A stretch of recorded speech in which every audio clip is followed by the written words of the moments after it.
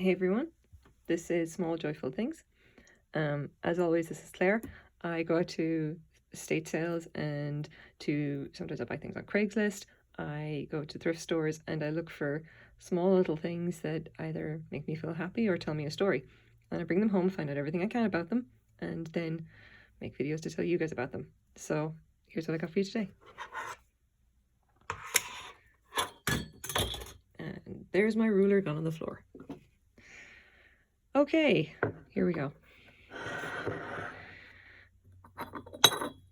This is a trinket box. I hope you guys can see it very well. You can see it's got all of these lovely little raised flowers.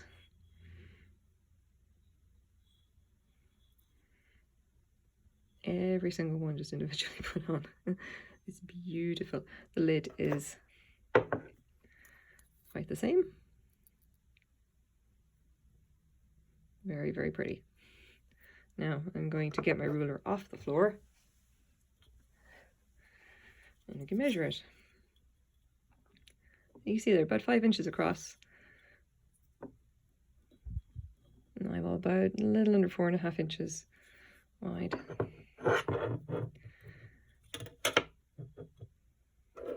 And if I'm quite careful, you can see there. And don't worry, I'm being careful. There will be no chips from my ruler. It is about 3.5 inches high.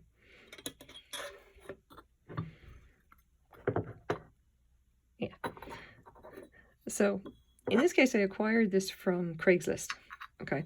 Bit of a story. I drove about half an hour away, okay, to what I'd probably consider one of the nicer neighborhoods in Vancouver, and pulled up to what I can only describe as a literal mansion.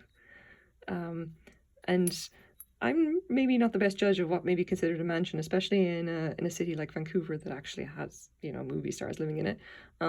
I grew up in rural Ireland. I'm pretty sure that any kind of a large house would look like a mansion to me. This place looked like a mansion. It was absolutely huge. Like I can't even describe. It looked very old, and I'm not going to call it a castle. It just seemed like a very, very, very big, very expensive house. I literally walked up the door and a very nice older lady sold me this little trinket box for $10. And I want you to imagine how just incongruous it is that, like, or at least how I found it, that a lady in what was very likely a multi-million-dollar house felt the need to sell a trinket box for $10 to, you know, a working class stiff like me. But anyway, here we are. One thing to note, this has some damage to it. There's a little chip taken off there. One of the petals is gone. I did check it over quite carefully. There's about, I would say, 2 or 3. There's a petal here that I think that has been repaired with super glue or some kind. There's another petal taken off there. And there's one more there. So it has a certain amount of damage to it. It's not unusual for an old trinket box. It is otherwise in really, really lovely condition. And the lid itself is perfect. So what exactly is it? Because of course everybody wants to know. So I have photos for you. You think I could have this arranged ahead of time? Nope. Just so you know, the reason that I use my iPad a lot is because I have no idea how to do video editing and I'm not inclined to learn. Sorry. Anyway, so what is this, all right? Now, the reason that this was $10, and the woman actually told me, look, I can't find out anything about it, and that's because the marks at the bottom are particularly, they're particularly obscure. Like, it doesn't really seem to mean anything. You've got what looks like a little C in a circle with a cross through it, which could mean anything, and what is presumably a mold mark. The mold mark is just like, this is like an extra stamp that like the maker would put onto it just to say, oh, this is the particular mold that was used to make this thing. Anyway, because I have great Google foo, managed to find out what that mark is. This little box was made in Russia. It was made in the USSR, in fact. And I'm probably going to butcher this name, but I will do my best, I promise. That it was made in a town called Kislovodsk You can see it there, Kislovodsk. So this would have been a town where they started making, like, in like the 1920s, okay? And during the Roaring '20s, this particular town would have been this great spa town. Like, it's like, you know, a place where rich people go to kind of hang out and, you know, chill. So they, around the 1930s or 40s, they started, like, they got together and started making ceramics, and they were making porcelain like this from about the 1960s. This box, as far as I can tell from the mark, comes from the 1970s. Okay. It would have been made like at the time where what it was called apparently, or at least the trinket boxes from the time, they were made by the Kislovodsk, if I can manage that, the Kislovodsk souvenir factory. So effectively this little box would be like a memento or whatever from from going to this lovely spa town and doing the rich people thing, and then, you know, you come home and you bring something nice to remind you of your visit, I guess. And what I really find interesting about it, or at least the reason that I got it, is because I can always appreciate that something was very finely made, and this one is entirely all hand painted. Like, even the little gold detail and all of that is just entirely hand painted. That was the thing that kind of struck me on the pictures that this woman put up on Craigslist, which were a little bit blurry, in fairness. So you know, I was kind of going off a lot of instinct.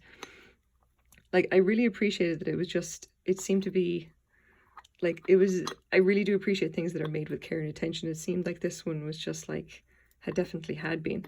I kind of do like it now, because if you look at the color and the shape of it, it's got this kind of opulence to it. I think it's kind of this callback to like the Russian Tsars, like that era of just like this, you know, grand kind of luxury, the kind of stuff that would have been like, you know, Fabergé eggs and all that kind of weirdness. But it's also got this kind of muted, like, pale colors. It's like, normally when I see a lot of these boxes, they've got like these bright reds in them, they've got flowers, they've got like, you know, greens and everything. And this one, in this case, they've gone for something that's very muted and pastel, and it's like these cold blues. And I find that really kind of interesting, because the 1970s would have been like the height of the Cold War, you know? So this little box kind of has a little bit of everything going on with it, you know? It's got a great style choice in it. So for the other boxes here, you can see a little bit, like a few examples of their work. This is kind of a catch-all of like all the trinket boxes that they've done from like the 1960s up to about the 1980s and 1990s. You can see that there's a lot of these, like these lovely blue flowers, and again, there's more of this kind of muted kind of colors. There's a few others, like the shape is definitely one that shows up a lot, especially that one. Now the big question is, what could this possibly be worth? And the bad news is that it's worth maybe about $20. It's about, you know, maybe $20 or $30 Canadian. You know, it's not that it's not worth that kind of money. It's just that people don't really seem to collect. They don't seem to collect it. You know, it's not valued, or whatever you want to call it.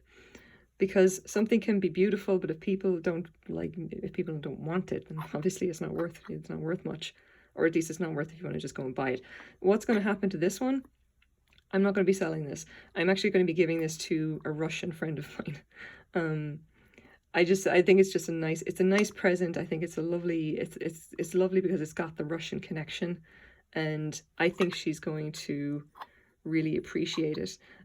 I've actually had it on my bedside locker for the last couple of nights, and it's a lovely, just kind of understated kind of a piece just to have there, and kind of, it is a very nice thing to have next to your bed, I would find. I think it fits in very nicely with the blue art glass that I keep beside my bed as well.